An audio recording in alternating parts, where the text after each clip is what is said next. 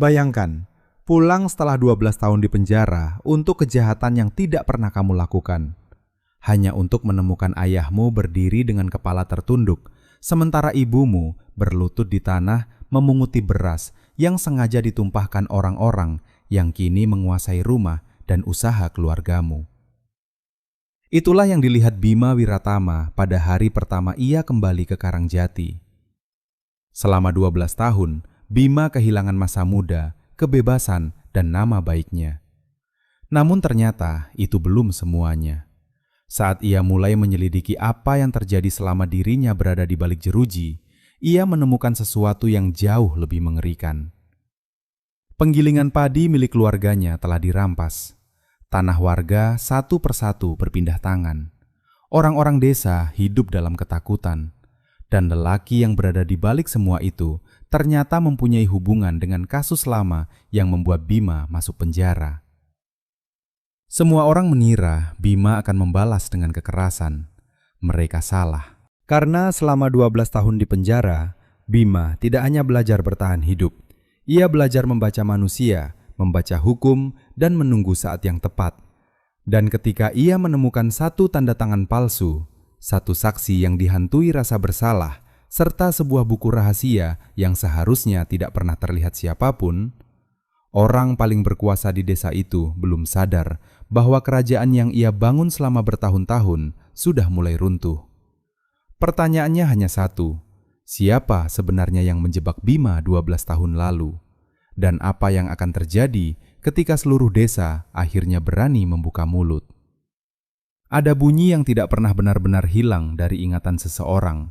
Bagi Bima Wiratama, bunyi itu adalah gesekan pintu besi besar yang terbuka pada suatu pagi di awal 2002. 12 tahun sebelumnya, ia masuk ke lembaga pemasyarakatan sebagai pemuda 20 tahun yang mudah marah dan yakin bahwa kebenaran pasti menang dengan sendirinya.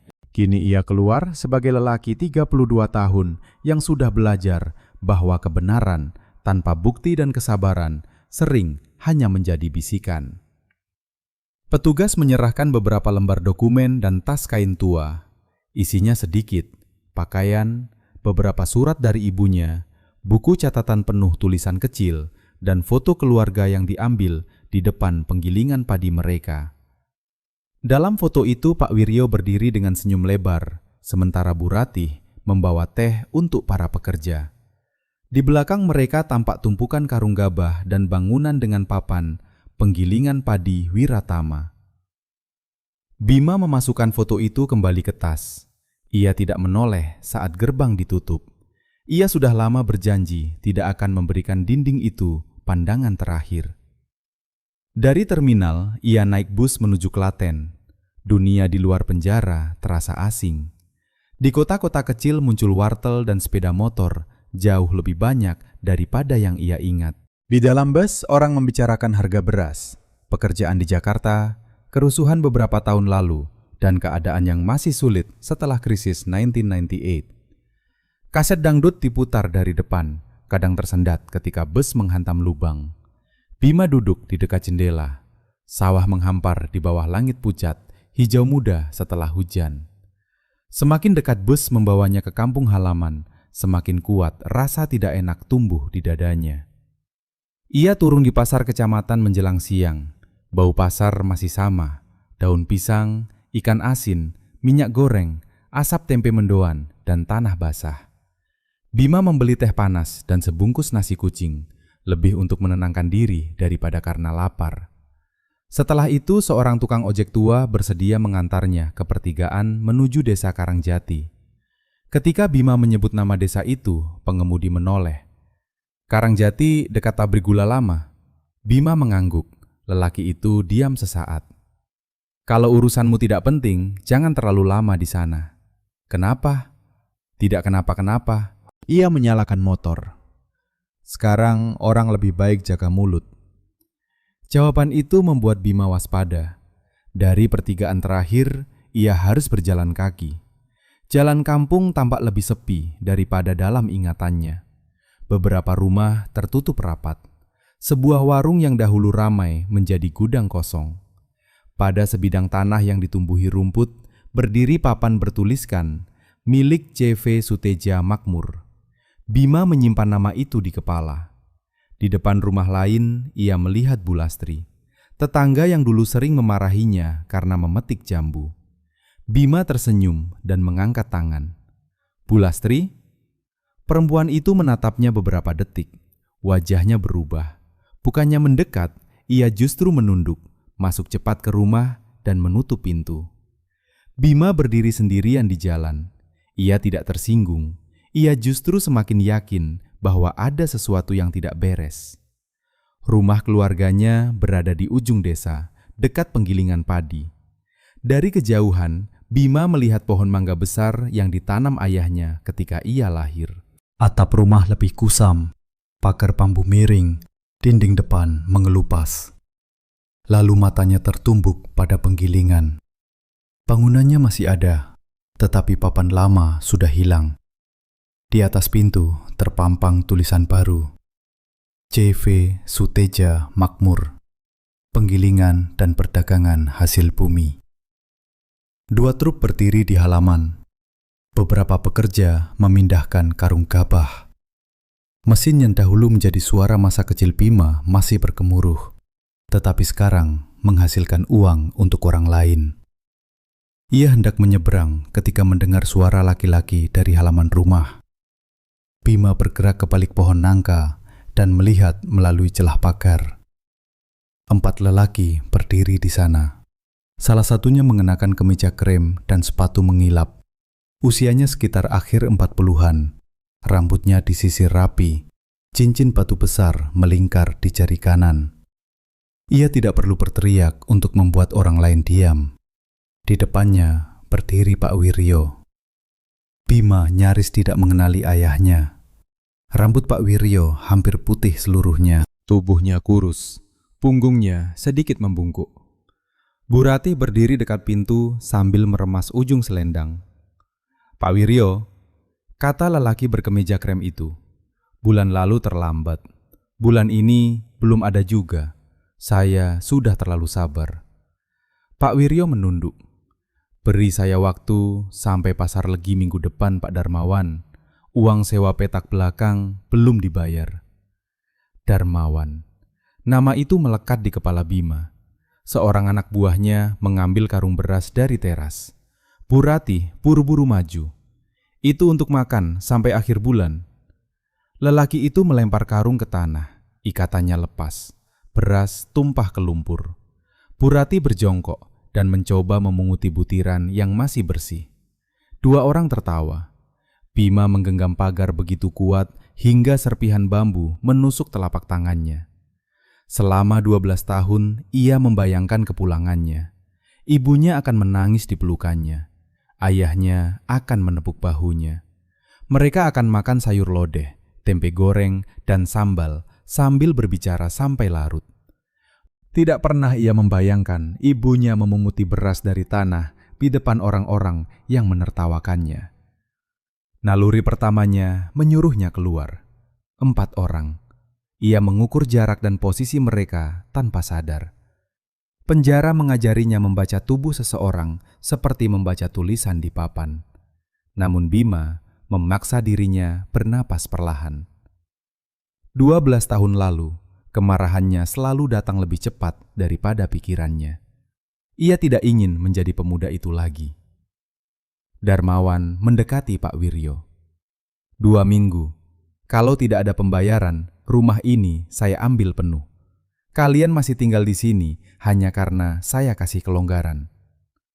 Pak Wiryo mengangguk tanpa menatapnya. Di belakang Darmawan ada seorang pemuda kurus berusia sekitar 25 tahun. Ia satu-satunya yang tidak tertawa. Ketika melihat Bu Ratih memungut beras, wajahnya menunjukkan rasa malu. Bima mengingat wajah itu. Para lelaki menuju mobil. Salah satu dari mereka tiba-tiba melihat ke arah pohon. "Hei, siapa di situ?" Bima keluar perlahan. Darmawan menatap tas kusam dan pakaian sederhananya. Cari siapa? Bima menahan diri untuk tidak menoleh kepada orang tuanya. Cari saudara, sepertinya salah jalan. Nama? Bimowira. Ia sengaja mengubah sedikit namanya. Darmawan menatapnya lebih lama. Kamu bukan orang sini. Dulu pernah. Kalau urusanmu selesai, jangan banyak keliling. Orang kampung tidak suka pendatang yang terlalu ingin tahu. Bima menundukkan kepala seolah takut. Darmawan tersenyum tipis dan naik ke mobil. Pemuda kurus tadi menjadi orang terakhir yang masuk. Sebelum pintu tertutup, ia memandang Bima dengan ekspresi yang sulit dibaca. Mobil-mobil itu pergi, barulah Bima masuk ke halaman. Pak Wiryo sedang membantu istrinya berdiri. Bu Ratih melihat lelaki di depan pagar itu dengan ketakutan yang belum hilang. Ia tidak mengenalinya. Bima membuka mulut. Bu. Perempuan itu membeku. Hanya satu kata. Namun cara Bima mengucapkannya rupanya tidak berubah sejak kecil. Bibir Bu Ratih bergetar. Bu, ini Bima. Bungkusan beras di tangannya jatuh. Pak Wiryo seperti lupa bernapas. Bima? Suara ibunya hampir tak terdengar. Bima mengangguk. Bu Ratih berjalan cepat lalu memeluknya. Tubuhnya gemetar. Pak Wiryo berdiri di samping mereka, berusaha menahan air mata, lalu akhirnya meletakkan tangan di bahu anaknya. Sudah pulang, Pak, kata Bima. Ayahnya hanya mampu mengangguk. Mereka masuk ke rumah. Bu Ratih segera menutup pintu dan menarik korden. Gerakan kecil itu menjelaskan lebih banyak daripada kata-kata. Orang tuanya hidup ketakutan di rumah sendiri. Di dapur, Bu Ratih menyajikan teh manis encer dan singkong rebus. Ia meminta maaf karena tidak punya makanan lain. Bima memandang rak beras yang hampir kosong dan meja tua tempat ia dulu sarapan nasi pecel sebelum membantu ayah di penggilingan. Siapa Darmawan? Tanyanya. Kedua orang tuanya saling pandang. Pak Wiryo menghela napas. Orang yang sekarang punya hampir semua yang dulu punya kita. Cerita itu dimulai pada krisis 1998. Harga suku cadang melonjak, petani kesulitan membayar jasa penggilingan, dan mesin keluarga Wiratama membutuhkan perbaikan. Bank tidak mau memberi pinjaman. Darmawan datang menawarkan uang. Awalnya syaratnya tampak ringan, kemudian muncul bunga tambahan, denda, biaya baru, dan dokumen yang semakin sulit dipahami. Pak Wiryo yang terbiasa menghitung gabah tetapi tidak memahami bahasa perjanjian, menandatangani beberapa lembar karena percaya hanya sedang memperpanjang pinjaman. Beberapa bulan kemudian, ia mengetahui bahwa penggilingan dan tanah di sekitarnya telah berpindah ke CV Suteja Makmur. Bapak pernah menjual? Tanya Bima. Tidak. Menandatangani akta jual beli? Pak Wiryo menggeleng. Ada banyak kertas. Bapak tidak tahu mana yang mereka selipkan. Setelah penggilingan hilang, Darmawan mulai menagih utang lain. Rumah dijadikan jaminan. Orang tua Bima boleh tetap tinggal, tetapi harus membayar setiap bulan seolah mereka penyewa.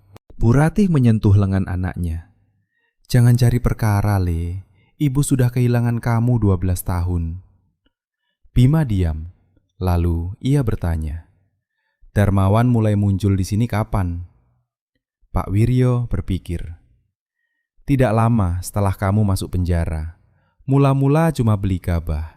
Lama-lama punya truk, gudang, lalu penggilingan. Ruangan menjadi sangat sunyi. 12 tahun lalu, gudang koperasi desa dirampok lalu dibakar. Barang curian ditemukan dekat sepeda motor Bima. 2 orang bersaksi melihatnya di sekitar gudang. Bima bersumpah malam itu berada di desa sebelah membantu pamannya memperbaiki pompa air. Tetapi pembelaannya tidak cukup. Sebelum kebakaran, Bima memang pernah melihat 2 truk asing berada di belakang gudang pada malam hari. Ia sempat bertanya kepada penjaga siapa pemiliknya. Beberapa hari kemudian, ia ditangkap. Pak, katanya, sebelum saya ditangkap, Bapak pernah dengar nama Darmawan? Belum, tapi belakangan ada orang bilang sebelum datang ke sini, dia sudah main jual beli hasil bumi di daerah lain. Bima menatap jendela yang tertutup gorden. Penjara membuatnya tidak mudah percaya pada kebetulan. Purati menggenggam tangannya. Bima, jangan balas dendam. Saya tidak akan balas dendam. Ia berkata jujur. Balas dendam berarti ingin menyakiti seseorang. Bima ingin sesuatu yang lebih sulit. Mengetahui bagaimana semuanya terjadi. Besok saya cuma mau lihat dokumen lama Bapak. Pak Wiryo tampak ragu. Saya tidak akan pukul siapapun, lanjut Bima. Saya tidak mau kembali ke penjara. Orang tuanya sedikit tenang. Mereka belum tahu bahwa selama 12 tahun, Bima mengambil hampir semua pelatihan yang bisa ia ikuti. Ia belajar pembukuan dasar, administrasi, surat menyurat, dan cara membaca perjanjian. Ia membaca buku-buku hukum sederhana dari perpustakaan penjara, bukan karena membayangkan akan menjadi ahli, melainkan karena tidak ingin pikirannya mati. Sekarang pengetahuan itu mendadak punya tujuan. Malam turun di Karangjati. Setelah azan Isya, suara mesin penggilingan berhenti. Bima berbaring di kamar lamanya, tempat bekas poster sepak bola masih terlihat di dinding. Ia membuka buku catatan. Di halaman kosong, ia menulis 4 hal yang terus berputar di kepalanya. Darmawan Suteja, CV Suteja Makmur, Penggilingan Wiratama, dan Gudang Koperasi tahun 1990. Ia memandang tulisan itu lama, lalu menambahkan 1 kalimat di bawahnya. Jangan bergerak sebelum tahu siapa yang memegang tali. Di luar, daun mangga bergesekan ditiup angin. Orang tuanya akhirnya tertidur setelah 12 tahun menunggu anak mereka pulang. Bima belum.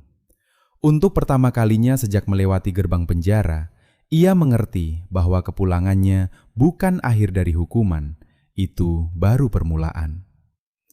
Pagi berikutnya, Pak Wiryo membawa Bima ke kamar kecil di belakang dapur yang dahulu dipakai menyimpan buku pembelian gabah dan catatan upah. Sebuah lemari kayu tua masih terkunci di sana. Di dalamnya ada map-map kusam, kwitansi, salinan surat, dan beberapa buku catatan lama yang kertasnya mulai menguning. Bima mengeluarkannya satu persatu ke meja. Di penjara, ia belajar bahwa kebohongan besar sering berdiri di atas kesalahan kecil yang dianggap tak akan diperiksa. Pak Wiryo duduk di seberangnya. Bapak ingat pinjaman pertama dari Darmawan berapa? 12 juta rupiah. Untuk apa? Ganti bantalan mesin, beli sabuk, dan bayar solar. Waktu itu semua mahal setelah krisis. Bapak menerima penuh 12 juta? Tidak, dipotong administrasi, yang sampai mungkin 10,5. Bima mencatat. Lalu pembayaran pertama? Pak Wiryo menunjuk buku kecil. Di situ, Bima membuka halaman tahun 1998. Ada angka-angka yang ditulis tangan ayahnya dengan rapi. Hampir setiap pembayaran memiliki catatan tanggal dan nama orang yang menerima. Namun ketika ia membandingkannya dengan salinan rekening utang dari perusahaan Darmawan, beberapa pembayaran seolah tidak pernah terjadi. Ini 3 kali cicilan hilang, Pak Wiryo mengangguk lemah. Dulu Bapak protes, mereka bilang itu hanya bunga. Bukti penerimaan. Ada kwitansi, sebagian diambil waktu orang mereka datang memeriksa. Bima tidak menjawab, ia terus membaca. Menjelang siang, satu kejanggalan muncul. Sebuah surat kuasa menyatakan Pak Wiryo memberikan hak kepada seorang perantara untuk mengurus pengalihan tanah penggilingan pada tanggal 17 Februari 1999. Bapak tanda tangan ini? Pak Wiryo melihat lama, lalu menggeleng. Waktu tanggal ini Bapak di mana? Purati yang sejak tadi membuat teh menjawab dari pintu. Di rumah sakit, bapakmu kena demam berdarah, 5 hari dirawat di Solo. Bima mengangkat wajah. Yakin tanggalnya? Yakin, karena waktu itu malam Jumat Kliwon. Ibu sampai minta Pak Dekarto mengurus sapi. Bima kembali melihat surat. Tanda tangan memang mirip milik ayahnya, tetapi garis awal huruf W terlalu kaku dan ujungnya berbelok berbeda. Ia menaruh dokumen itu terpisah. Ini penting. Pak Wiryo tampak takut mendengar kata itu. Kalau mereka tahu kamu buka-buka lagi. Justru karena mereka yakin tidak ada yang akan membuka, mereka ceroboh. Setelah zuhur, Bima berjalan menuju kantor kecamatan. Ia mengenakan kemeja sederhana milik ayahnya dan membawa tas kosong agar tidak tampak seperti sedang membawa dokumen. Karangjati mulai sedikit ramai, tetapi setiap kali ia lewat, percakapan di warung mendadak mengecil. Di dekat pasar kecil, seorang lelaki memanggil namanya dengan suara hampir berbisik. "Bima?" Bima menoleh. Lelaki itu kurus, berkumis tipis, dan memakai seragam coklat muda pegawai kantor. Butuh beberapa detik sebelum Bima mengenalinya. Seno. Seno tersenyum kaku. Mereka dahulu duduk sebangku di SMP. Kini wajah Seno tampak lebih tua daripada usianya. Mereka berjabat tangan. "Kabar kamu pulang sudah sampai mana-mana," kata Seno. "Cepat juga." Di sini kabar lebih cepat dari bus. Bima hampir tertawa, tetapi Seno segera menoleh ke kanan dan kiri. "Jangan ngobrol di sini." Mereka bertemu sore hari di belakang kebun tebu, jauh dari rumah warga. "Kenapa semua orang takut?" tanya Bima.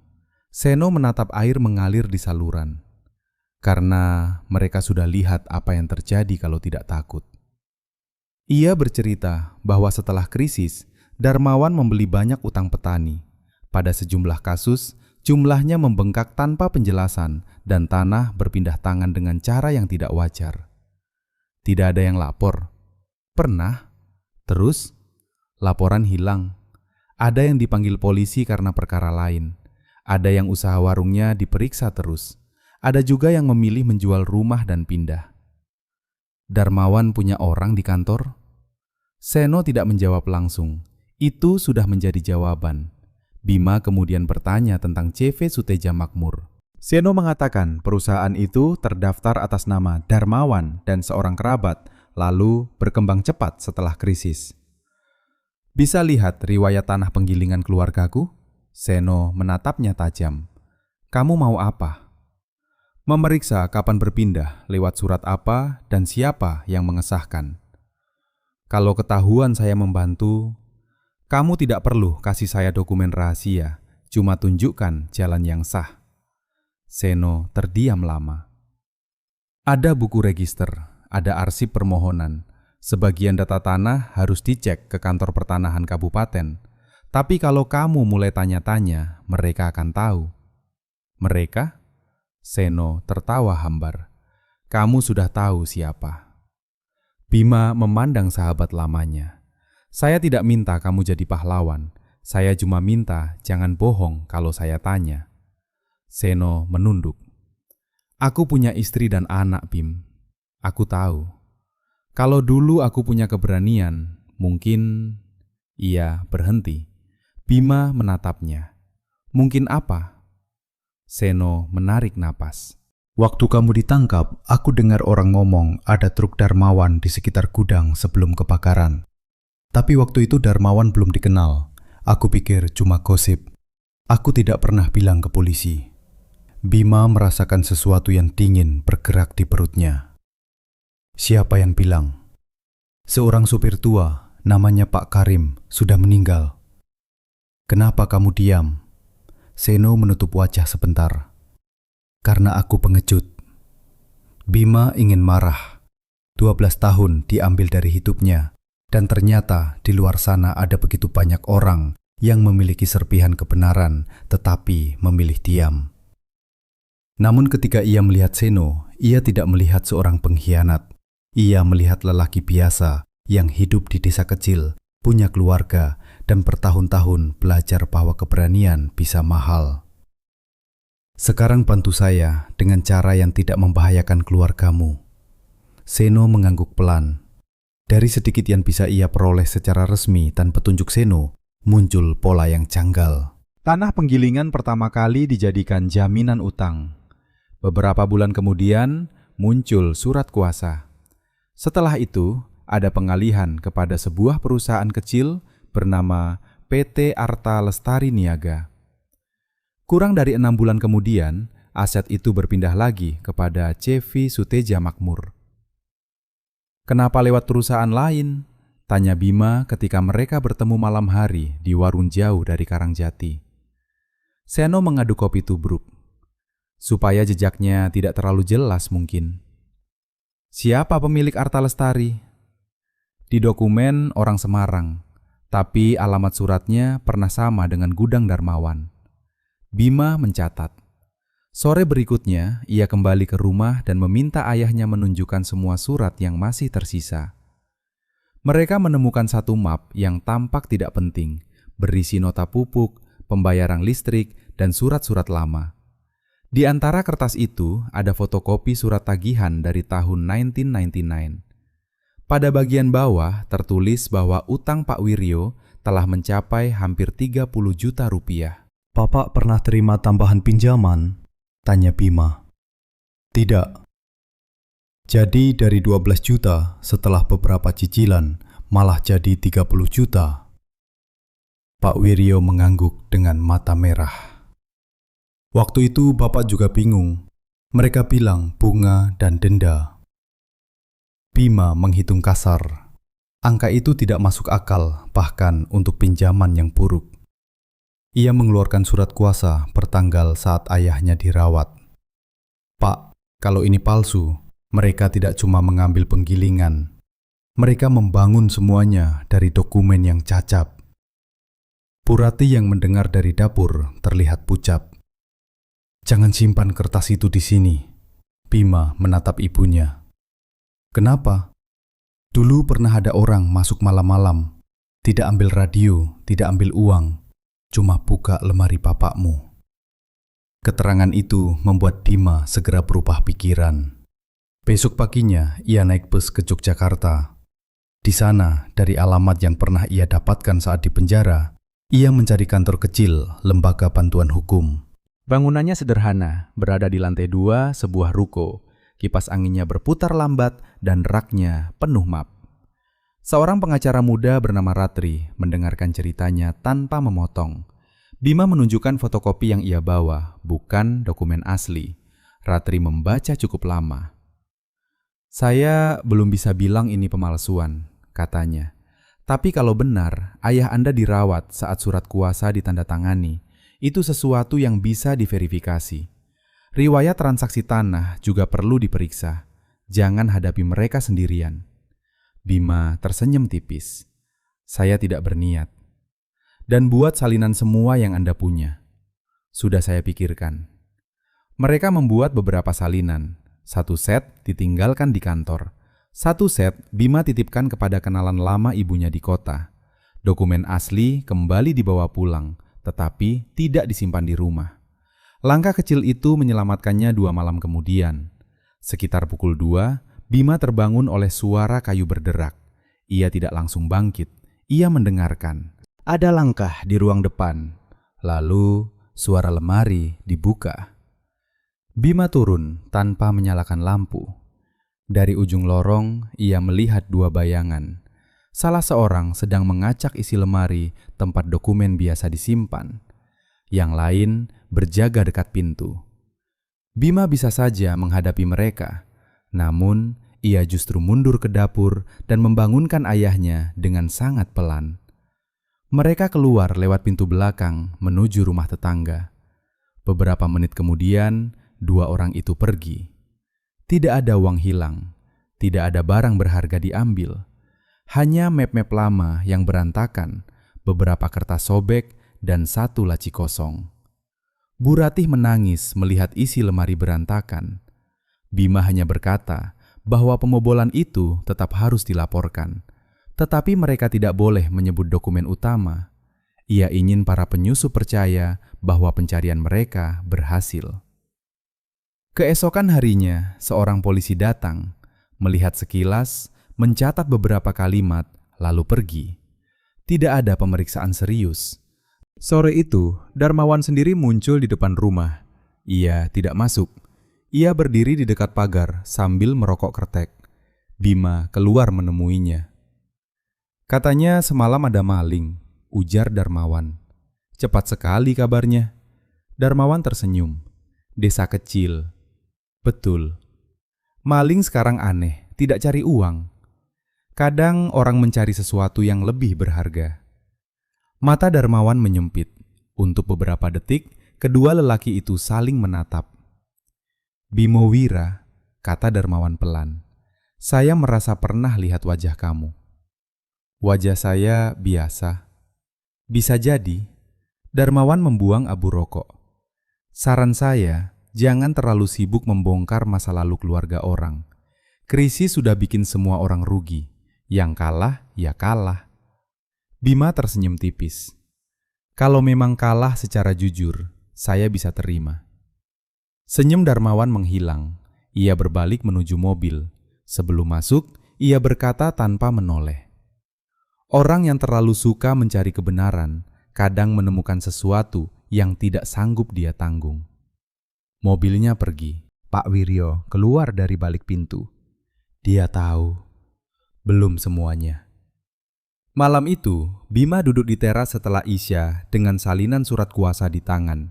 Ia sekarang tahu dua hal. Pertama, pengalihan penggilingan keluarganya kemungkinan tidak sah. Kedua, Darmawan cukup takut pada beberapa lembar kertas sampai mengirim orang masuk ke rumah. Bima memandang penggilingan yang lampunya masih menyala di kejauhan. 12 tahun lalu, seseorang menaruh barang curian di dekat sepeda motornya dan membuat 2 orang bersaksi palsu.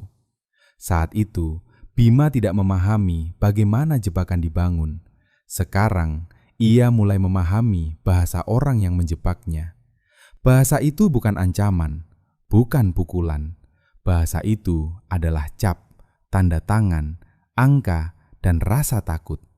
Dan untuk pertama kalinya, Bima merasa bahwa musuh yang tampak begitu besar ternyata memiliki sesuatu yang bisa disentuh. Jejak. Setelah rumah dibobol, Bima berhenti bertanya secara terbuka beberapa hari. Ia sengaja membantu ayahnya di rumah dan pergi ke pasar seperti orang yang sedang menata hidup. Ia tahu orang Darmawan mengawasi. Setiap malam setelah orang tuanya tidur, Bima menyusun kembali semua catatan yang sudah ia kumpulkan. Ia membuat urutan waktu sejak pinjaman pertama pada 1998 sampai pengalihan penggilingan. Semakin rapi catatannya, semakin jelas pembayaran yang hilang, bunga tanpa dasar, surat kuasa palsu, dan perusahaan perantara. Satu pertanyaan tersisa. Siapa lagi yang mengalami hal serupa? Jawabannya datang dari tempat yang tidak Bima duga. Suatu pagi, ia berjalan melewati rumah Busari, seorang janda tua yang dulu sering menjual jenang ketika ada hajatan. Dari halaman terdengar suara gaduh. 2 lelaki yang bekerja untuk Darmawan sedang berdiri di dekat kandang ayam. Salah satunya memegang beberapa lembar kertas, sedangkan yang lain memindahkan 2 karung gabah ke bak pikap. Busari menangis. Saya sudah bayar setelah panen kemarin. Bayar bunga, kata salah satu lelaki. Pokoknya belum. Mana hitungannya? Tidak usah banyak tanya, Bu, tanda tangan saja. Bima berhenti di luar pagar. Ia mengenali salah satu dari mereka sebagai orang yang menertawakan ibunya. Lelaki itu melihat Bima dan wajahnya langsung berubah. Kamu lagi. Bima masuk ke halaman dengan tenang. Busari, itu surat apa? Bukan urusanmu, jawab lelaki tersebut. Bima tidak menatapnya, ia memandang Busari. Ibu mau tanda tangan. Perempuan tua itu menggeleng cepat. Kalau begitu jangan. Lelaki Darmawan maju. Pergi. Bima akhirnya menatapnya. Saya cuma bilang orang tidak harus tanda tangan sesuatu yang tidak dia pahami. Dia punya utang. Berapa? Lelaki itu mengangkat kertas. Ada di sini. Boleh dibacakan? Siapa kamu? Orang yang bisa membaca angka. Beberapa tetangga muncul di balik pagar dan mendengar. Lelaki itu semakin kesal. Tidak perlu urusan sama kamu. Kalau begitu, jangan ambil gabahnya sebelum Bu Sari tahu dasar jumlahnya. Orang kedua meletakkan karung, lalu mendekati Bima dan mendorong bahunya. Cari masalah? Bima bergeser setengah langkah, menyerap dorongan tanpa kehilangan keseimbangan. Lelaki itu mencoba mendorong lagi dengan lebih keras. Kali ini, Bima menghindar sedikit, membuat tenaga lawan lewat begitu saja. Lelaki tersebut tersandung kaki sendiri dan hampir jatuh ke tanah. Tawa kecil terdengar dari balik pagar, cepat lalu segera berhenti. Bima tidak menyerang, ia hanya berdiri. "Kalau mau bicara, bicara," katanya. "Kalau mau ambil barang orang tanpa menunjukkan dasar, sebaiknya pikir lagi." Dua lelaki itu saling pandang. Mereka tidak terbiasa dipermalukan tanpa bisa menuduh lawan menyerang lebih dulu. Akhirnya mereka membawa kertasnya pergi dan meninggalkan karung gabah. "Belum selesai," ancam salah satu. "Silakan kembali dengan hitungan yang jelas," jawab Bima. Kabar itu cepat menyebar. Tidak ada yang menceritakannya terang-terangan, tetapi cara warga memandang Bima berubah. Bu Lastri kini mengangguk ketika berpapasan. Malamnya, seseorang mengetuk pintu rumah. Pak Wiryo langsung tegang. Ternyata seorang lelaki bernama Pak Jatmiko. Ia membawa map plastik dan meminta bicara hanya dengan Bima. Di dalam map terdapat surat utang dan kwitansi pembayaran. Tanah sawah Pak Jatmiko seluas setengah hektar sudah berpindah ke perusahaan yang sama dengan penggilingan keluarga Bima. "Kenapa baru sekarang menunjukkan?" Pak Jatmiko menunduk. "Karena saya lihat kamu tidak takut." Hari berikutnya datang orang lain. Lalu 2 orang lagi. Mereka datang setelah maghrib membawa kertas yang lama disembunyikan di rumah. Dari dokumen-dokumen itu, pola Darmawan semakin jelas. Ia memanfaatkan keadaan setelah krisis, memberi pinjaman melalui beberapa nama, menghilangkan sebagian pembayaran, lalu memakai surat baru dan perusahaan perantara untuk mengambil tanah. Bima menolak menyimpan semua dokumen itu di rumah. Ia meminta pemiliknya membawa pulang dokumen asli dan hanya memberinya salinan. Beberapa salinan dikirim melalui bus ke kantor bantuan hukum di Yogyakarta. Darmawan mulai kehilangan sesuatu yang selama ini lebih berharga daripada tanah, keheningan. Namun Bima masih membutuhkan bukti yang menghubungkan Darmawan dengan 12 tahun hidupnya yang hilang. Ia kembali membuka perkara lama. Dalam salinan putusan yang disimpannya sejak penjara, ada 2 saksi utama. Salah satunya sudah meninggal. Yang lain bernama Harsono, dulu buruh bongkar muat di pasar. Seno membantu mencari kabar. Harsono masih hidup di kecamatan sebelah. Ia bekerja menarik becak dekat terminal dan tinggal sendirian di sebuah rumah kontrakan kecil. Bima menemukan Harsono duduk di atas becaknya dekat terminal. Lelaki itu kurus dan tampak jauh lebih tua daripada dalam ingatannya. "Pak Harsono?" Lelaki itu menoleh. Rokok di jarinya jatuh. Harsono langsung mengenalinya. Ia berdiri hendak pergi, tetapi Bima tidak menghalangi. "Saya tidak datang untuk menyakiti Bapak." Harsono berhenti. "Kalau saya mau balas dendam, saya tidak akan datang siang-siang ke terminal." Lelaki itu menatap Bima dengan mata penuh ketakutan. Mereka akhirnya berbicara di warung kopi kecil yang sepi. Harsono tidak mampu menatap wajah Bima. "Saya sudah tahu suatu hari kamu akan datang. Kenapa Bapak berbohong di pengadilan?" Harsono diam lama. Bima tidak mendesak. Ia memesan 2 kopi dan menunggu. Akhirnya Harsono berkata, "Saya punya utang." "Kepada siapa?" "Dulu bukan langsung atas nama Darmawan. Ada orangnya. Saya pinjam untuk biaya anak sakit." "Lalu?" "Mereka bilang utang saya selesai kalau saya bersaksi." Jantung Bima berdetak lebih keras. Siapa yang menyuruh? Harsono mengangkat wajah untuk pertama kali. Darmawan. Nama itu terdengar kecil, tetapi bagi Bima seperti pintu yang terbuka setelah 12 tahun. Harsono mulai menangis. Ia mengatakan bahwa waktu itu Darmawan belum sebesar sekarang. Ia berdagang gabah, punya beberapa truk, dan banyak urusannya dijalankan lewat perantara dari kecamatan sebelah, sehingga namanya belum dikenal luas di Karangjati. Malam kebakaran, Harsono bahkan tidak melihat Bima. Ia hanya menghafal cerita yang harus disampaikan kepada polisi. "Kenapa saya?" tanya Bima. Harsono mengusap wajah. "Kamu lihat truk mereka malam sebelumnya. Kamu juga pernah ribut sama salah satu orangnya soal timbangan gabah. Darmawan bilang kamu terlalu banyak tahu." Bima menunduk. Jadi benar. Ia tidak masuk penjara karena salah tempat pada waktu yang salah. Ia disingkirkan. 12 tahun hidupnya bukan kecelakaan. "Bapak bersedia mengulang ini secara resmi?" Harsono ketakutan. "Saya bisa mati." "Saya tidak akan paksa." Bima bangkit. Sebelum ia pergi, Harsono memegang pergelangan tangannya. "Tunggu." Bima menoleh. "Saya capek." Harsono menangis tanpa suara. "Saya 12 tahun bangun tiap pagi, tahu ada orang di penjara karena mulut saya. Anak yang waktu itu sakit sudah meninggal juga. Semua yang saya dapat dari kebohongan itu habis. Kalau masih ada cara untuk memperbaiki sedikit, saya mau bicara." Bima duduk kembali. Ia tidak merasa puas. Orang di depannya bersalah, tetapi jelas juga pernah dimanfaatkan oleh orang yang lebih kuat. Bima menghubungi Ratri melalui wartel agar Harsono memberi keterangan secara aman.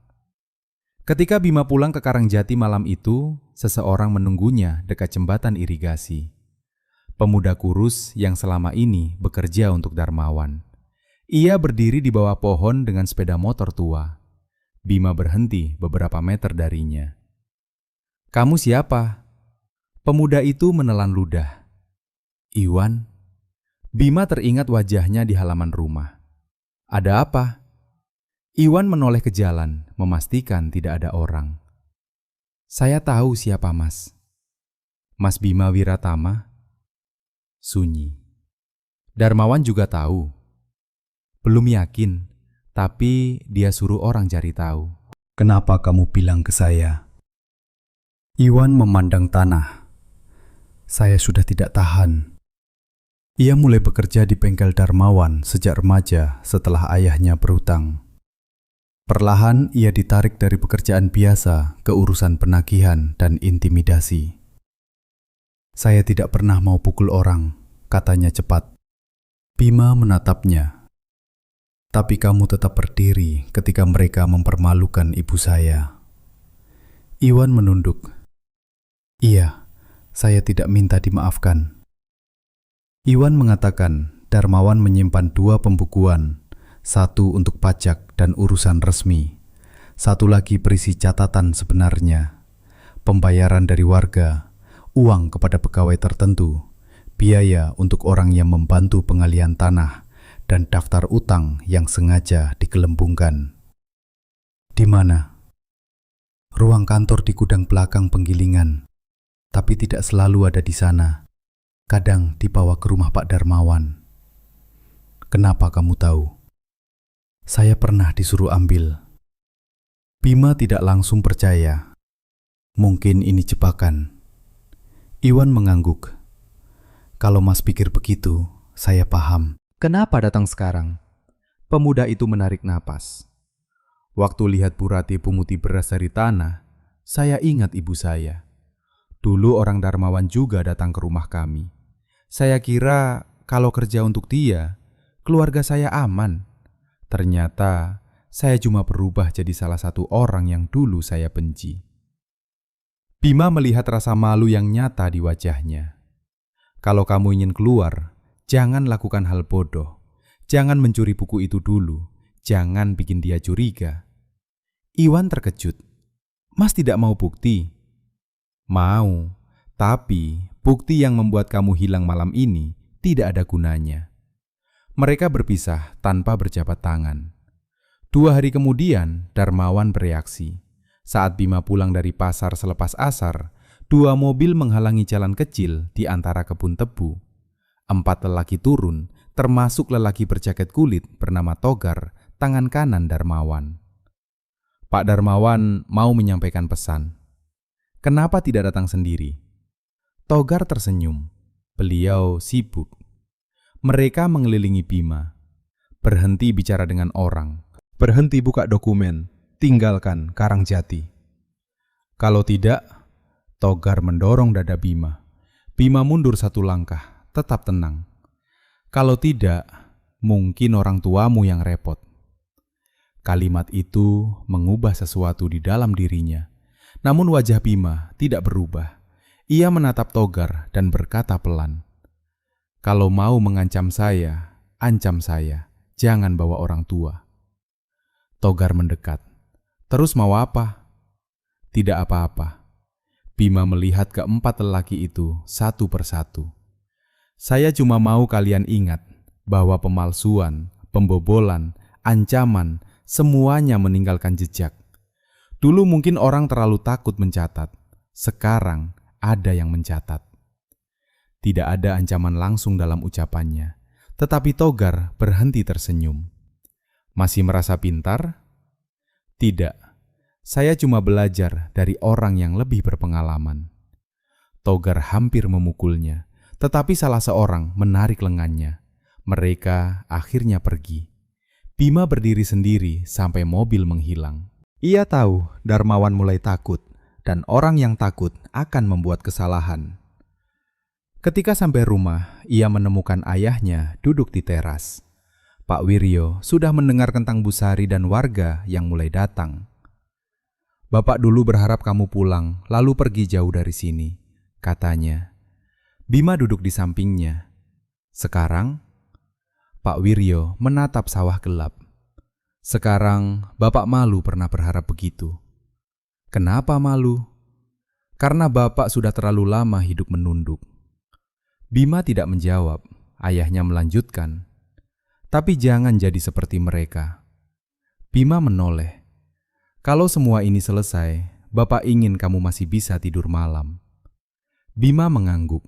Itulah batas yang selama ini ia jaga. Ia ingin mengalahkan Darmawan tanpa berubah menjadi Darmawan. Malam itu, angin dari sawah membuat pintu bambu bergetar. Di kejauhan, mesin penggilingan terus bekerja.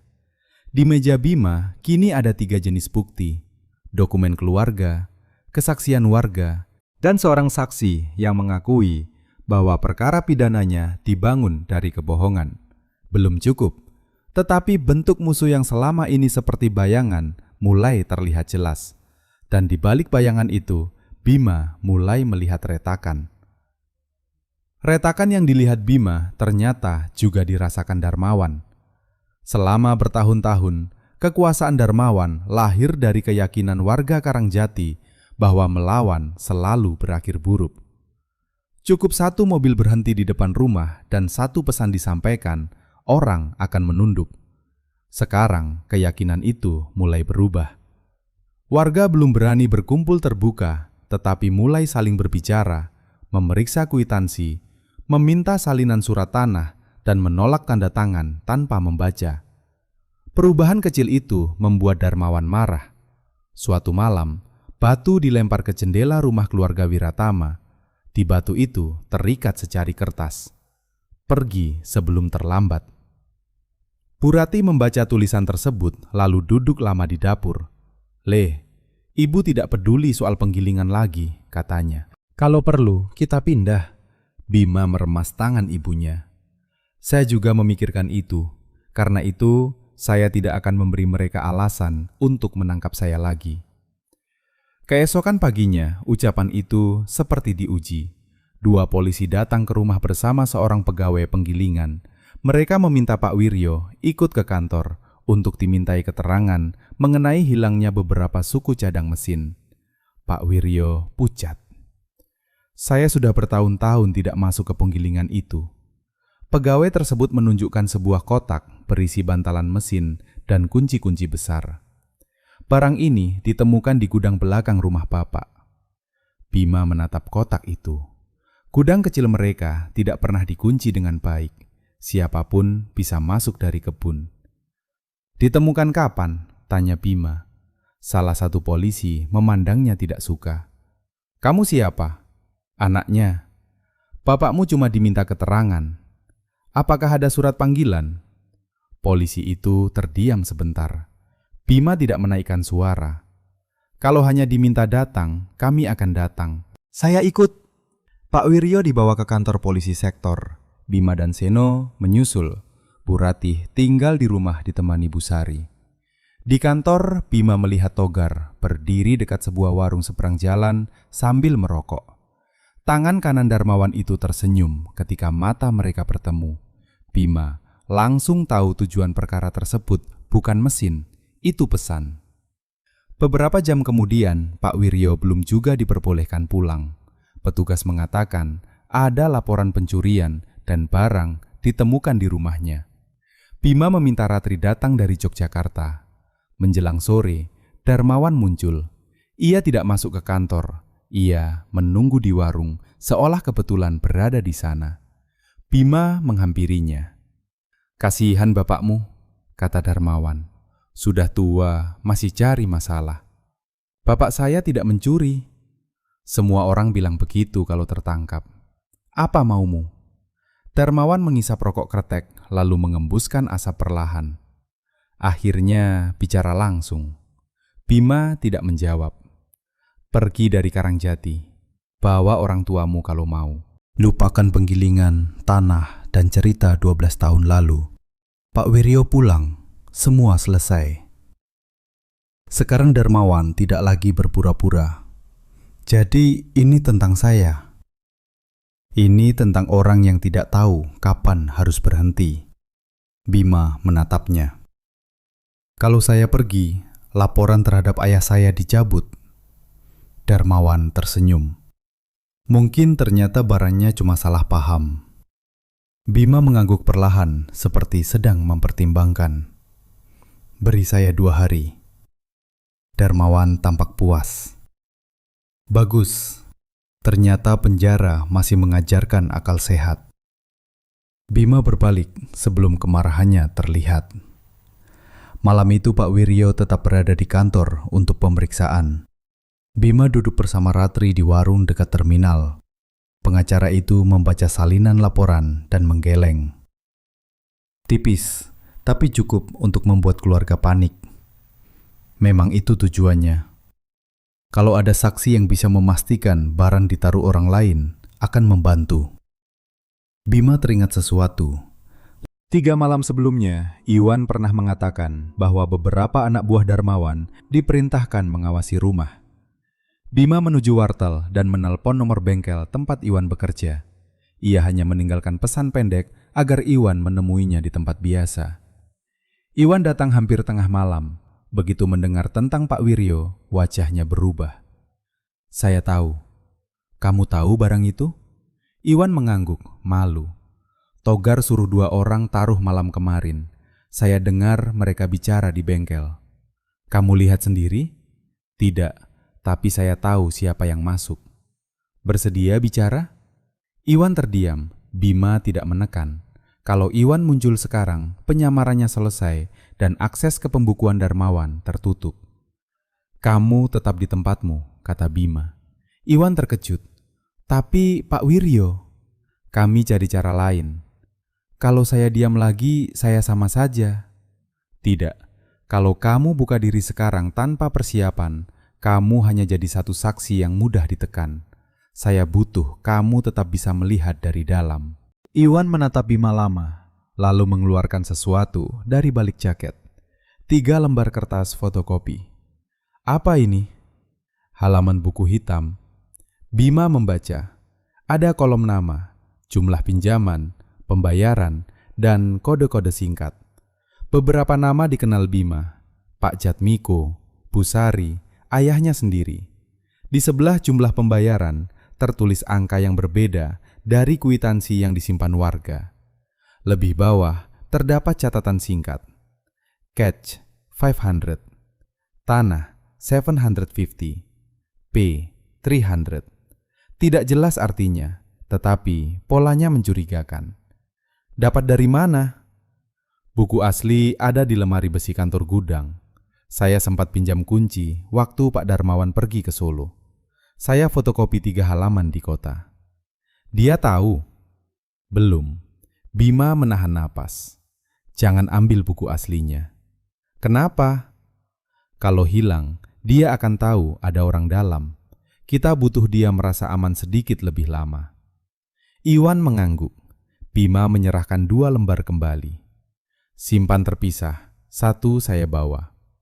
Mas tidak mau semua. Kalau saya ditangkap atau dirampok, bukti tidak boleh ikut hilang.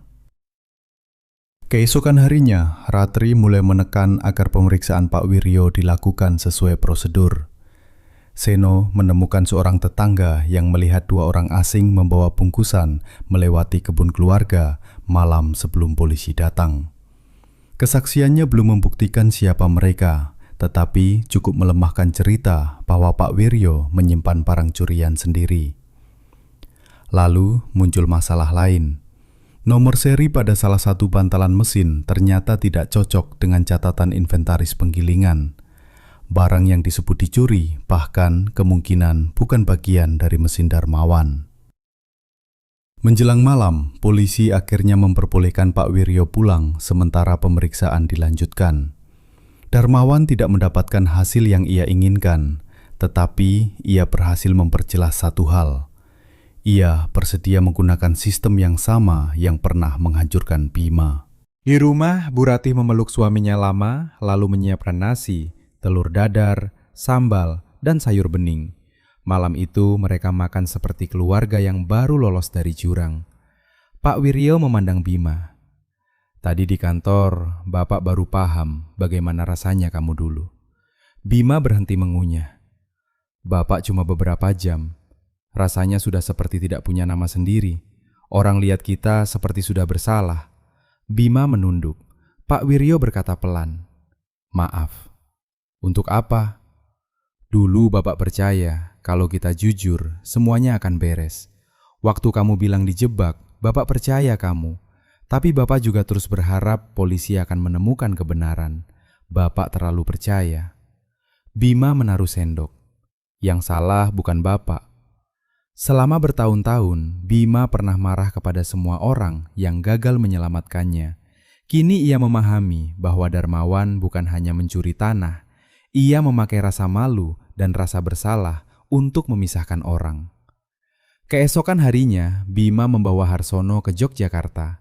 Di kantor bantuan hukum, Harsono menceritakan semuanya dengan didampingi Ratri. Pernyataannya ditulis, dibaca ulang, lalu ditandatangani. Ia menyebut nama Darmawan, nama perantara yang memberinya uang, dan pertemuan sebelum persidangan Bima 12 tahun lalu. Ketika selesai, tangan Harsono gemetar hebat. "Kalau mereka datang ke rumah saya?" Ratri mengatakan mereka akan membantu mengatur tempat tinggal sementara. Bima menawarkan uang untuk kebutuhan beberapa hari. Harsono menolak pada awalnya. "Saya tidak pantas menerima apapun dari kamu. Ini bukan bayaran untuk kesaksian." "Lalu apa?" "Supaya Bapak tidak perlu memilih antara makan dan mengatakan kebenaran." Harsono akhirnya menerima. Dalam perjalanan pulang, Bima tahu putusannya tidak akan serta-merta berubah. Namun kebohongan yang dulu tampak utuh sekarang sudah retak. Sementara itu, warga Karangjati semakin berani. Bu Sari datang bersama 3 keluarga lain. Mereka tidak meminta Bima melawan Darmawan untuk mereka. Mereka hanya ingin tahu bagaimana menyusun dokumen agar bisa dibawa ke bantuan hukum. "Jangan bergantung pada saya," kata Bima. "Kalau semua bukti hanya ada di tangan saya, mereka cukup menyingkirkan 1 orang." Pak Jatmiko mengangguk. Maka salinan dibagi. Ada yang disimpan keluarga masing-masing, ada yang dibawa ke kota, ada yang dititipkan kepada saudara di luar kecamatan. Tanpa disadari Darmawan, sistem yang dulu dibangunnya dengan memisahkan korban mulai dilawan dengan cara sebaliknya. Orang-orang mulai berbagi. Pada Jumat malam, setelah pengajian di rumah salah satu warga, Seno datang membawa kabar. "Darmawan tanya ke kantor tentang kamu. Sudah tahu nama lengkap?" "Saya rasa iya." Bima tidak terkejut. Dia juga tanya berkas perkara lama. "Bagus." Seno mengernyit. "Bagus. Berarti dia sadar saya bukan pendatang acak." "Bim, dia bisa nekat." Karena itu, kita percepat. Bima kemudian mengungkapkan rencana yang sudah tumbuh sejak pertemuannya dengan Darmawan di depan kantor polisi. Ia akan membuat Darmawan percaya bahwa ancaman terhadap Pak Wiryo berhasil. Kabar disebarkan bahwa Bu Ratih jatuh sakit. Pak Wiryo meminta anaknya berhenti dan Bima hendak membawa orang tuanya keluar desa. Seno menatapnya.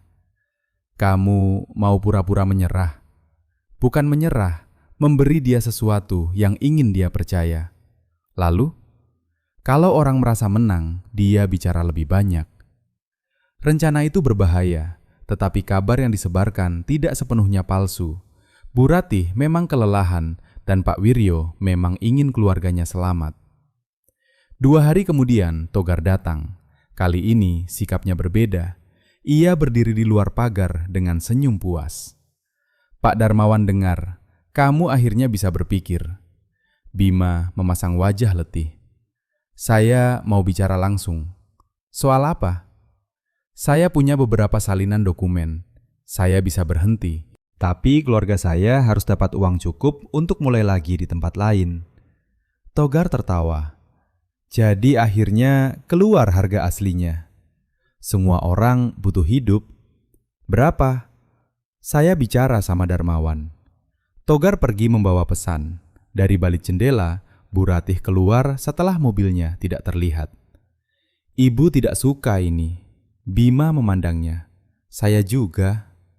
"Kalau dia tahu kamu membohonginya." "Karena itu, saya tidak akan datang tanpa perlindungan." Pak Wiryo bertanya, "Kamu yakin?"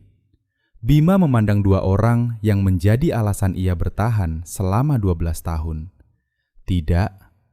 Bima melanjutkan, "Saya tidak yakin semuanya akan berjalan seperti rencana. Tapi saya yakin satu hal. Kalau kita berhenti sekarang, dia akan melakukan ini lagi kepada keluarga lain." Pak Wiryo mengangguk pelan. Malam itu, Iwan datang dengan kabar terakhir. Darmawan percaya, bahkan lebih dari itu, ia merasa menang. "Dia bilang semua orang akhirnya punya harga," kata Iwan. Bima tersenyum tipis. "Bagus." Dia mau bertemu 3 hari lagi di Penggilingan. Bima menatap ke arah bangunan yang dulu milik keluarganya. "Di sana?" "Iya, katanya biar Mas lihat untuk terakhir kali apa yang dulu punya keluarga Mas." Darmawan ingin mempermalukannya. Ia ingin pertemuan terakhir terjadi di tempat yang dirampasnya. Bima justru merasa pilihan itu sempurna, karena jika semuanya berjalan benar, Darmawan akan kehilangan kekuasaan tepat di tempat yang selama bertahun-tahun menjadi lambang kemenangannya. 3 hari sebelum pertemuan terasa sangat panjang. Malam Bima menemui Ratri, Seno, Harsono, dan Iwan secara terpisah agar tidak menarik perhatian. Ratri sudah membawa salinan dokumen keluarga dan kesaksian warga ke Yogyakarta, lalu meneruskannya ke pihak di luar lingkaran kecamatan. Semuanya disusun bersama bukti rawat inap Pak Wiryo, kwitansi, riwayat tanah, kesaksian Harsono, dan halaman pembukuan rahasia. Iwan memiliki tugas paling berbahaya. Ia harus tetap bekerja seperti biasa dan tidak memberi alasan Darmawan memindahkan dokumen. Namun, sehari sebelum pertemuan, keadaan berubah. Iwan datang ke rumah Bima malam dengan napas terengah. Ia tidak membawa sepeda motor, hanya berjalan kaki melalui pematang sawah. "Pak Darmawan mau bakar sebagian arsip." Bima berdiri dari kursinya. "Kapan?" "Besok malam setelah pertemuan. Dia bilang kalau urusan dengan Mas selesai, buku-buku lama tidak perlu disimpan." "Buku hitam juga?" "Saya tidak tahu." Bima terdiam. Mereka punya fotokopi, tetapi bukti asli jauh lebih kuat. "Kamu bisa keluarkan buku itu tanpa ketahuan?" Iwan menggeleng. "Lemari besi sekarang kuncinya di Pak Darmawan. Jangan coba. Tapi kalau dibakar, kita tidak akan mempertaruhkan nyawamu untuk satu buku." "Mas selalu bilang butuh bukti. Saya butuh saksi hidup juga." Bima kemudian bertanya siapa yang diperintahkan membakar arsip. Iwan menyebut Togar dan 2 pekerja gudang. Ada kemungkinan mereka akan memindahkan dokumen ke tempat pembakaran setelah Darmawan meninggalkan penggilingan. Informasi itu segera diteruskan kepada Ratri yang membuat laporan tertulis ke Polres Klaten. Pertemuan kini juga menjadi kesempatan mencegah pemusnahan bukti. Pagi hari pertemuan, Bu Ratih bangun sebelum subuh dan membuat teh. Bima sudah berpakaian ketika ibunya masuk ke ruang depan. "Kamu benar-benar pergi?" "Iya." "Sendiri?" "Tidak sepenuhnya." Bu Ratih ingin bertanya lebih banyak, tetapi Bima sudah berjanji tidak akan menceritakan rincian yang justru bisa membuat orang tuanya terlibat. Ibunya mengambil sebuah peci hitam lama dari lemari. "Ini punya bapakmu waktu masih muda." Bima tersenyum. "Saya tidak kekenduri, Bu."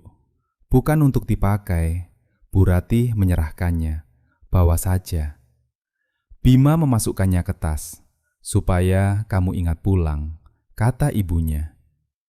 Pak Wiryo menunggu di teras. Ia hanya berkata, "Jangan kejar kemenangan sampai lupa jalan pulang." Bima mengangguk. Menjelang sore, ia berjalan menuju penggilingan. Langit kelabu dan udara berbau hujan. Beberapa warga yang berpapasan hanya mengangguk, seolah tahu sesuatu akan terjadi. Gerbang penggilingan terbuka. Bima masuk ke halaman tempat ia dahulu belajar mengangkat karung dan memperbaiki mesin. Kini, warna perusahaan Darmawan menutupi jejak keluarga mereka. Togar menunggu dekat pintu. "Masuk." Di dalam kantor, Darmawan duduk di kursi besar dengan secangkir kopi dan sebungkus rokok kretek di meja. 2 anak buahnya berdiri di belakang. "Bima Wiratama," katanya. "Jadi tidak ada lagi penyamaran." Bima menarik kursi dan duduk tanpa diminta. Darmawan tertawa pendek. "Saya baru sadar setelah lihat berkas lama. Kamu berubah." 12 tahun cukup lama. Kalau saya jadi kamu, saya akan pergi jauh. Jakarta, Surabaya, mana saja, mulai hidup baru. Dengan meninggalkan orang tua saya membayar sewa di rumah sendiri, itu urusan bisnis. Dan penjara saya? Darmawan mengangkat bahu. "Kamu datang untuk jual dokumen, bukan membahas masa lalu." Bima meletakkan tas di meja. Darmawan meliriknya. "Semua di situ?" "Sebagian." "Berapa yang kamu mau?" Bima menyebut angka cukup besar agar terdengar seperti orang yang ingin memulai hidup baru. Darmawan tersenyum. 12 tahun di penjara, akhirnya belajar juga bahwa idealisme tidak bisa dimakan. Bima menatapnya. "Saya belajar banyak hal. Misalnya, bahwa orang paling sering bicara jujur ketika merasa sudah menang." Senyum Darmawan berkurang. Bima mengeluarkan beberapa fotokopi dan menaruhnya di meja. "Ini surat kuasa atas nama ayah saya." Darmawan tidak menyentuhnya. "Tanggal tanda tangan, ayah saya dirawat di Solo." Bisa saja tanda tangan sebelumnya. Surat menyebut ditandatangani di kantor kecamatan pada tanggal itu. Darmawan diam. Bima mengeluarkan kertas lain. "Ini pembayaran yang tidak masuk pembukuan resmi. Ini perpindahan aset lewat Arta Lestari. Ini 3 halaman buku yang tidak seharusnya saya punya." Wajah Darmawan berubah ketika melihat format tabelnya. "Dari mana kamu dapat itu?" "Penting?" Darmawan menatap anak buahnya. Togar bergerak mendekati Bima. Bima tetap duduk. "Saya pikir kita bicara soal harga," kata Darmawan.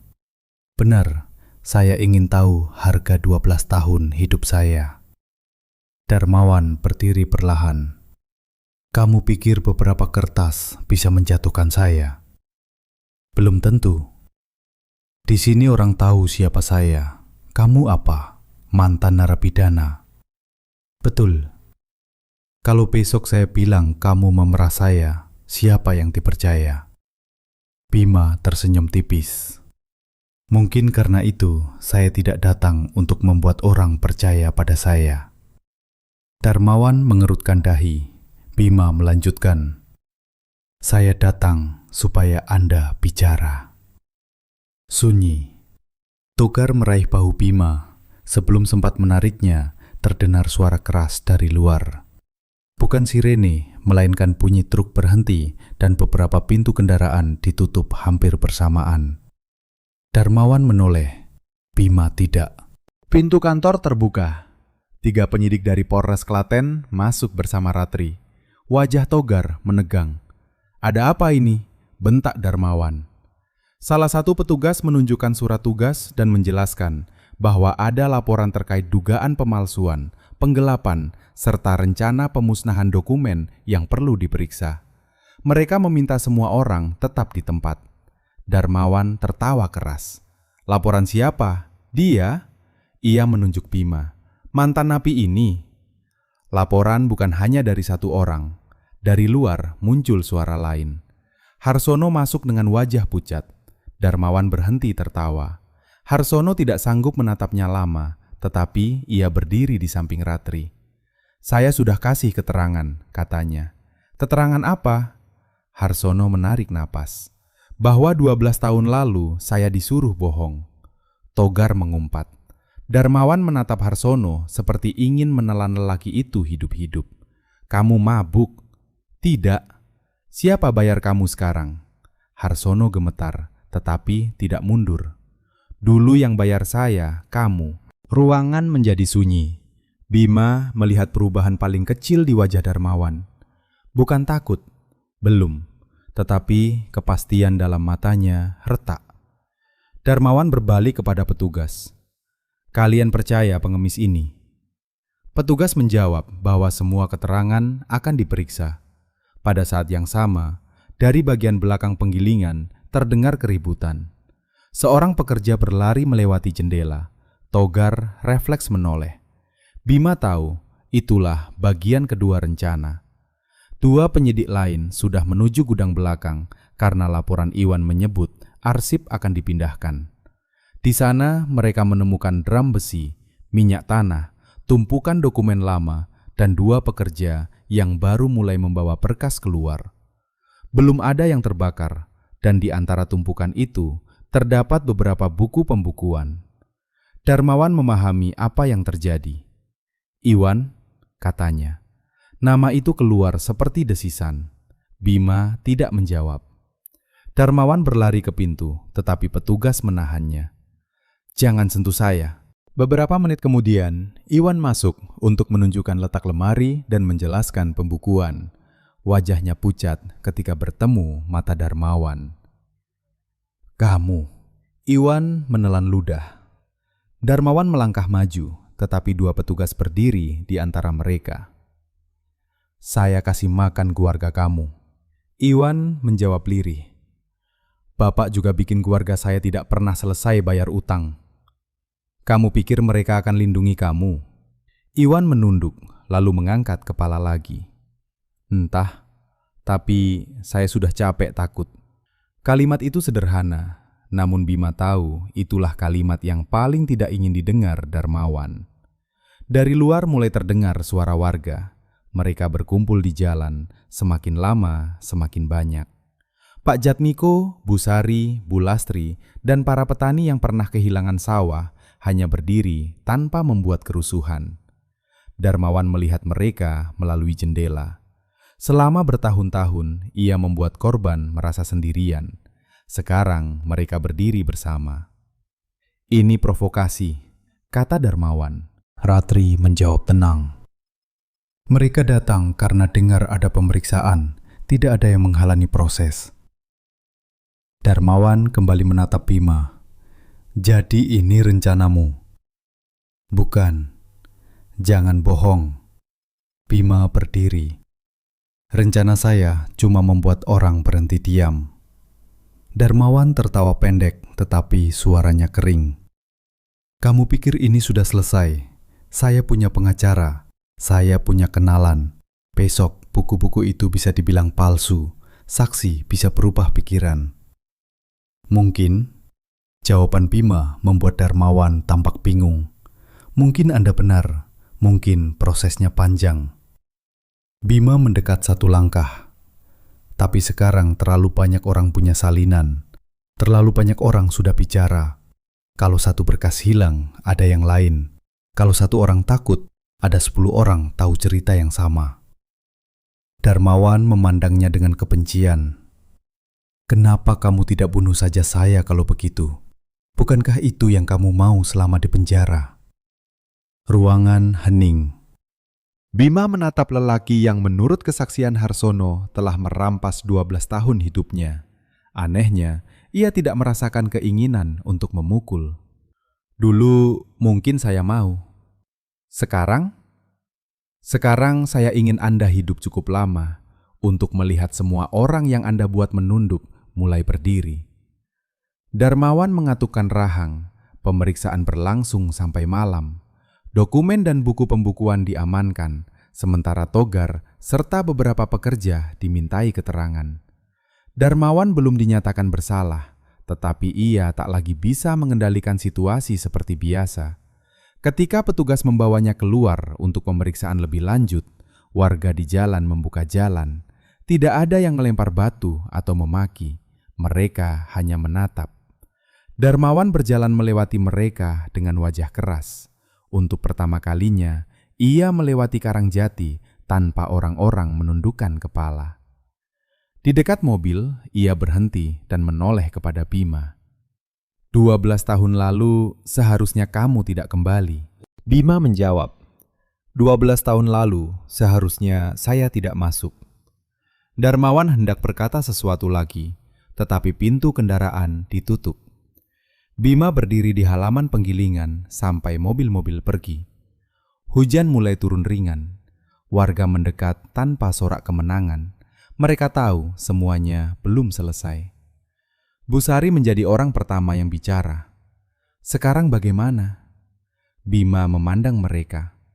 Sekarang kita tunggu proses, dan jangan ada yang buang dokumen.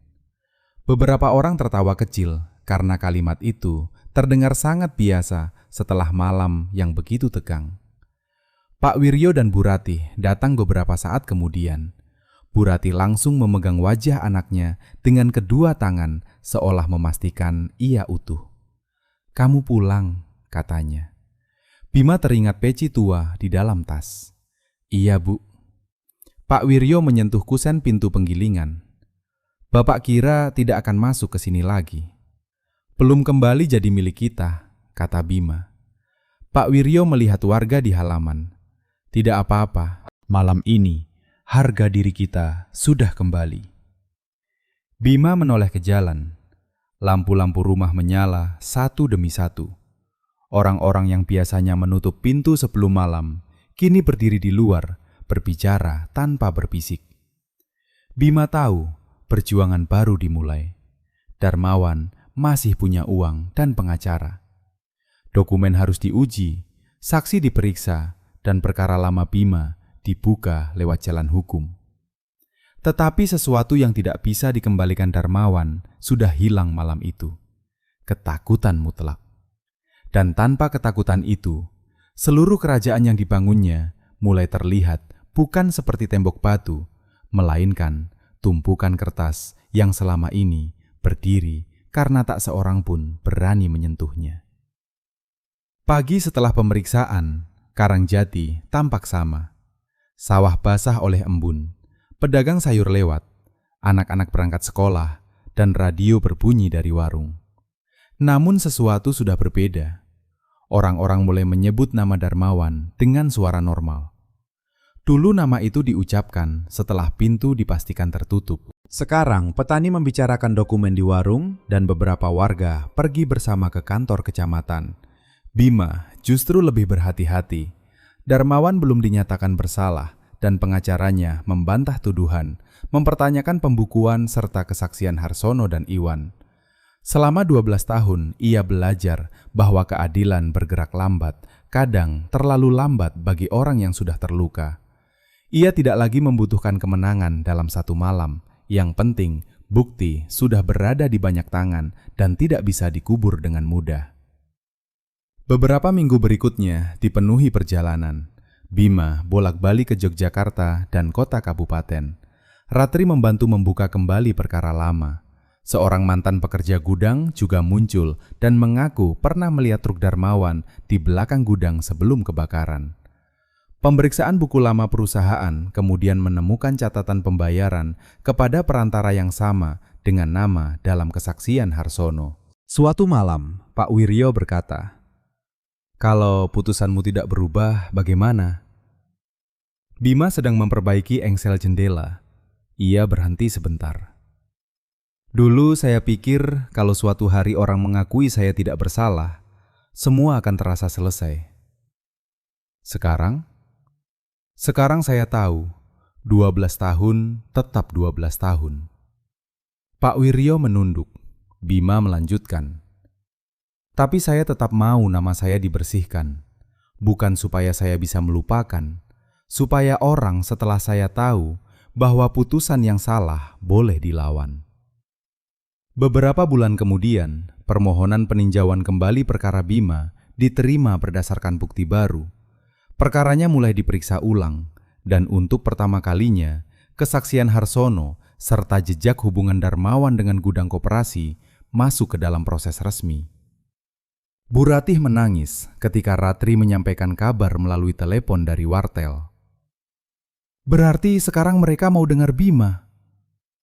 "Sekarang buktinya tidak bisa begitu saja diabaikan," jawab Ratri.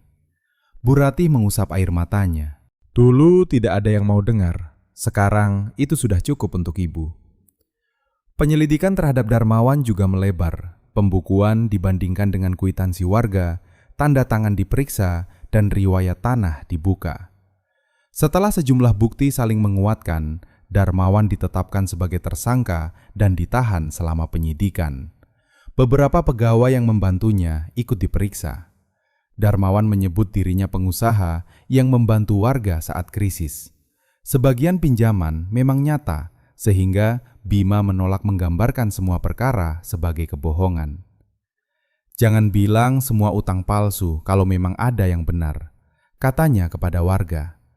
"Kalau kita melebih-lebihkan, kita memberi dia tempat untuk menyerang." Sikap itu membuat orang semakin percaya kepadanya.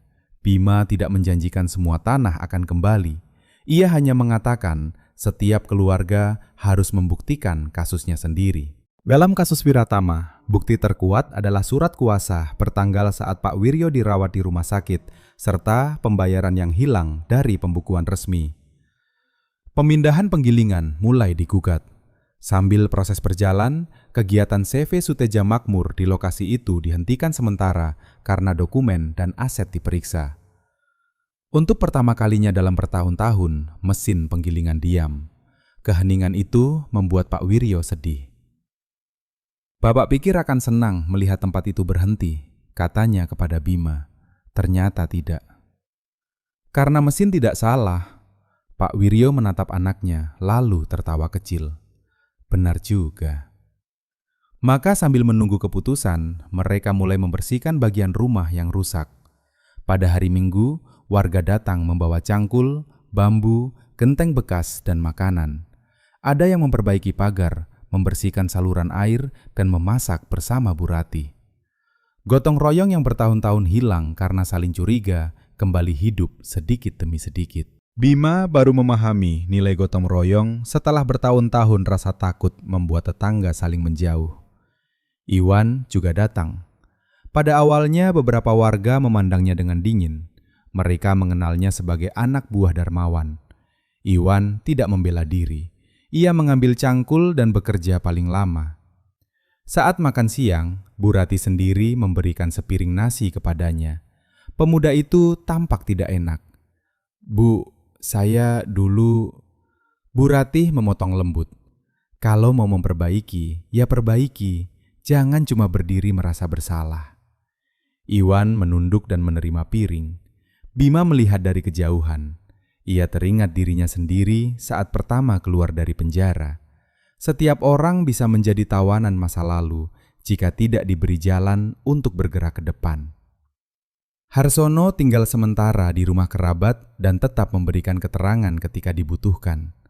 Pada pertemuan terakhir mereka, Harsono berkata, "Saya tahu minta maaf tidak cukup."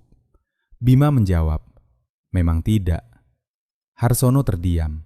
Tapi mengatakan benar setelah lama berbohong tetap lebih baik daripada membawa bohong itu sampai mati. Harsono menangis.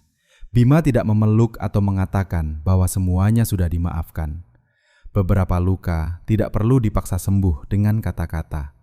Kadang cukup berhenti menambah luka baru. Menjelang pertengahan 2002, setelah gugatan dan pemeriksaan dokumen, pengalihan penggilingan dinyatakan tidak sah karena berdiri di atas surat kuasa dan pencatatan yang cacat.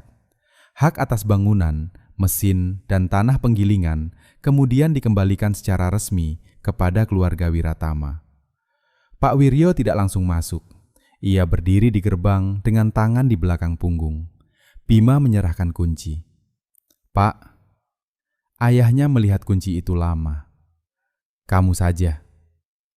Ini tempat Bapak." Pak Wiryo menggeleng. "Dulu mungkin. Sekarang kalau kita mulai lagi, ini tempat kita." Mereka masuk bersama. Debu menutupi mesin. Beberapa bagian perlu diganti. Kantor berantakan setelah pemeriksaan. Papan CV Suteja Makmur masih tergantung di depan. Pak Wiryo mengambil tangga. Bima menahannya. "Saya saja. Bapak belum setua itu."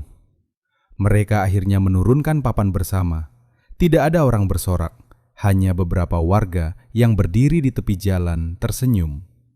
Bima tidak ingin sekadar memasang kembali papan lama. Ia punya gagasan lain.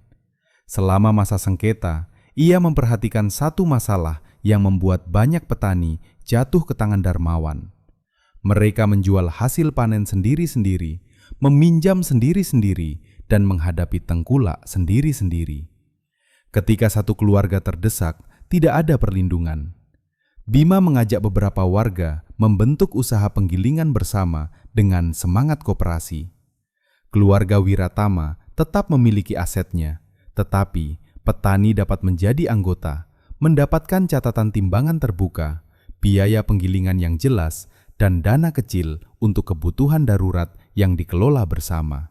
Pak Wiryo sempat khawatir, tetapi Bima menjawab, "Justru setelah semua yang terjadi, semuanya harus terbuka." Seno membantu administrasi di luar jam kerjanya. Ratri memberi saran mengenai bentuk organisasi dan dokumen. Iwan bekerja sebagai mekanik dengan upah biasa, bukan sebagai orang kepercayaan siapapun. Mereka menamai tempat itu Koperasi Tani Karangjati Wiratama. Pada hari mesin dinyalakan kembali, Bu Ratih membuat tumpeng kecil. Keluarga, tetangga, dan pekerja berdoa lalu makan bersama di halaman. Pak Wiryo berdiri dekat mesin. Tangannya menyentuh tuas. "Siap?" Bima mengangguk. Mesin tua batuk 2 kali, mengeluarkan asap tipis, kemudian mulai berputar. Suara sabuk dan roda memenuhi bangunan. Bima menutup mata sesaat. Itulah suara masa kecilnya. 12 tahun penjara tidak bisa dikembalikan. Masa muda yang hilang tidak bisa dibeli dengan uang. Bahkan jika suatu hari pengadilan menyatakan dengan resmi bahwa putusannya salah, tidak ada hakim yang mampu memberikan kembali pagi-pagi yang tidak ia jalani, lebaran yang dilewati jauh dari keluarga, atau tahun-tahun ketika rambut ayahnya perlahan memutih. Namun ketika ia membuka mata, ia melihat sesuatu yang masih bisa diselamatkan. Ayahnya tersenyum. Ibunya membagikan teh. Warga membawa karung gabah dengan nama mereka sendiri ditulis di sisi karung. Tidak ada orang menunduk. Pada akhir musim kemarau, kabar yang paling lama ditunggu akhirnya datang. Mahkamah Agung mengabulkan peninjauan kembali Bima. Putusan lama dibatalkan. Kesaksian yang memberatkannya terbukti palsu. Dan Bima dinyatakan tidak bersalah atas perampokan serta pembakaran gudang koperasi. Setelah 12 tahun, namanya dipulihkan secara resmi. Pada hari mendengar kabar itu, Bima tidak berteriak atau merayakan. Ia pulang dan duduk di teras. Bu Ratih membawa teh. "Senang?" Bima mengangguk. Kok diam? Saya tidak tahu harus merasa apa. Ibunya duduk di sampingnya. Tidak semua kebahagiaan harus ramai. Mereka duduk sampai matahari turun di balik sawah. Perkara Darmawan berlanjut atas dugaan pemalsuan, penipuan, intimidasi, dan manipulasi transaksi tanah. Aset yang terkait perkara dibekukan, sementara Togar dan sejumlah orang yang membantunya ikut diproses. Bima tidak mengikuti setiap sidang. Ia datang ketika kesaksiannya dibutuhkan, lalu kembali ke penggilingan. Ia sadar hidupnya tidak boleh selamanya berputar mengelilingi Darmawan. Jika setelah bebas, ia menghabiskan sisa usia hanya untuk membenci lelaki itu, maka penjara akan tetap mengikuti kemanapun ia pergi. Suatu malam, Pak Wiryo duduk bersamanya di dapur. Meja itu sama seperti pada malam pertama Bima pulang. Namun sekarang di sudut ruangan ada 2 karung beras. Di rak terdapat telur, minyak, gula, dan beberapa bungkus mie instan. Hal-hal kecil yang dahulu terasa biasa, kini terlihat seperti kemewahan. Pak Wiryo berkata, "Bapak sering merasa bersalah." Bima tahu maksudnya. Karena tidak bisa menyelamatkan saya. Pak Wiryo mengangguk. Bima memegang tangan ayahnya yang kasar. Kalau Bapak terus menghukum diri, Darmawan masih menang. Mata Pak Wiryo basah. Bapak tidak tahu caranya berhenti. Belajar pelan-pelan, saya juga. Mereka duduk tanpa bicara. Di luar terdengar suara jangkrik dan sesekali motor lewat di jalan desa. Bima mengerti bahwa pulang ternyata bukan satu kejadian. Pulang bukan hanya melewati gerbang penjara, naik bus, lalu mencapai rumah. Pulang adalah proses panjang untuk percaya lagi kepada meja makan, kepada suara ibu dari dapur, kepada tetangga yang mengetuk tanpa membawa ancaman, kepada masa depan yang belum tentu buruk. Menjelang akhir 2002, hujan pertama turun setelah kemarau panjang. Bima berdiri di depan penggilingan ketika air menghantam atap seng dan membawa bau tanah basah dari sawah. Papan baru sudah terpasang di atas pintu.